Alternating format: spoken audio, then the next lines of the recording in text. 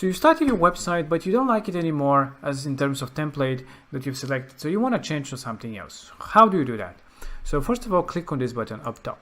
There you will see the photos and the website designs. So from here, you'll see that this is your website.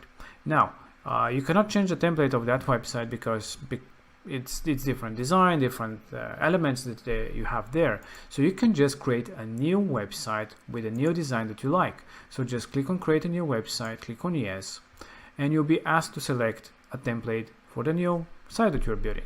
And let's say that you like something more like this. This is the new template that you want to start using for your website. So you can just select it, add a name to it, let's say website 2, and click on submit. You can obviously select the brand color, let's say the orange, submit, and just like that you've created a new website where you can start building in the same project, you know, with a new design, because let's say that you like this better than the other one. So now you have the two websites, the website 1 and the website 2. So now if you already upgraded, and by default this one will probably look grayed out and be offline. So what you can do is it will be actually looking like this. Maybe.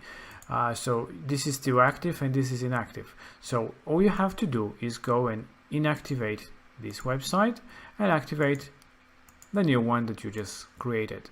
And now you have this one as your main website for the project. You can connect the domain to it. You can start modifying the way you want with a new template that you just selected.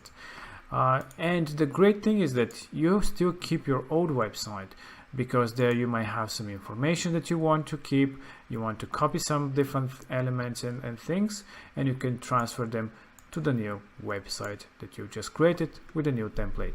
So this is how easy it is to create a new design, a new website for with a new template, and you can activate it and deactivate the old one.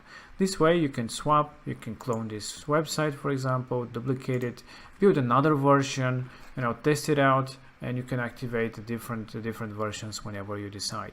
So this is the beauty of having projects and the ability to create.